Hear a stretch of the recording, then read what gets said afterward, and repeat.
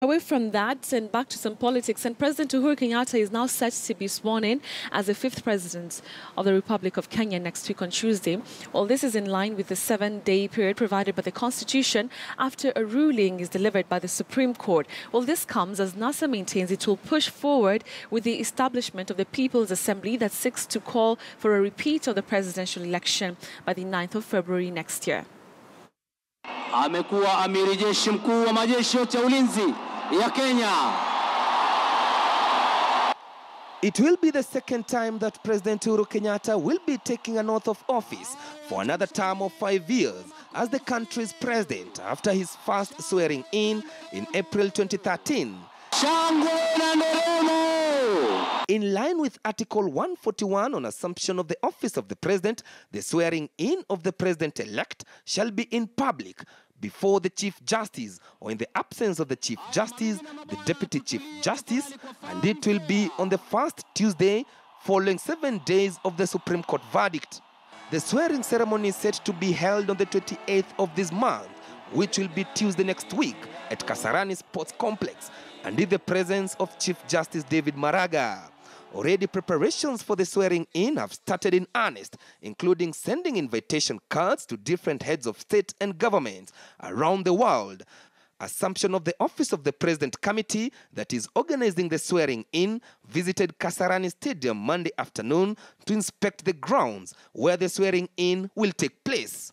The field itself here, the arena here can accommodate 60,000, like you say. But we also have the spillover areas that we have identified. However, the swearing-in comes at a time when the country is divided and polarized after the repeat presidential election, which saw NASA leader Raila Odinga withdraw from the race. And the president-elect will have a duty to reconcile the country. The Constitution has provided the mechanism and the infrastructure in uniting the country, bringing equity across all regions of our country. Kama Raila wanted to be the president of this country, he had a vision. Uhuru wanted to be the president of this country.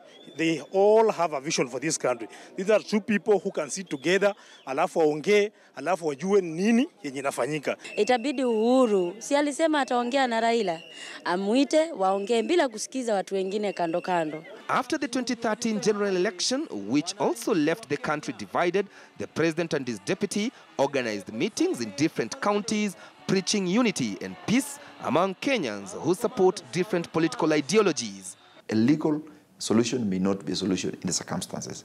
This requires a political solution. It requires Kenyans participating, a feeling that they are part of this government. It's not about Uhuru and Ruto and a few other people around him. It's about Kenyans as a whole. He also is going through his last term, so he may want to leave a legacy as a president that who brought everybody together. He has nothing to lose. The burden is in 2022 is for the deputy or any other aspirant. But it will not be a walk in the park for the duo. Alafu sheria inasema ukitaka kuapisha rais ulete judge. Orengo ataleta judge. Tutakuwa tunavunja sheria ama hatuvunji sheria? Wale wakiapisha na sisi tunaapisha.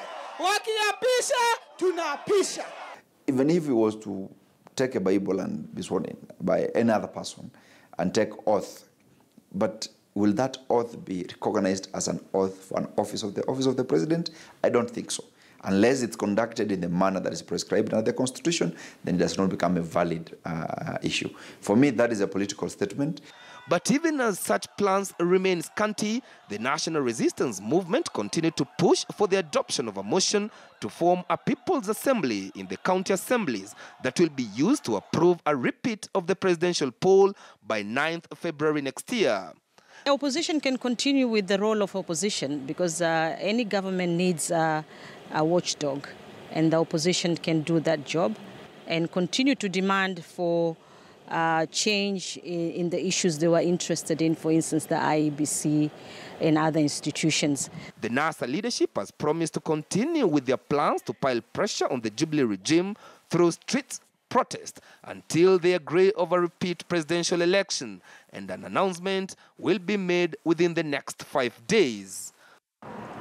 Even as President Uhuru Kenyatta prepares to take an oath of office for the second time, it is evident that an uphill task awaits him to reconcile the Kenyan people, given that the NASA leadership has vowed not to recognize his government.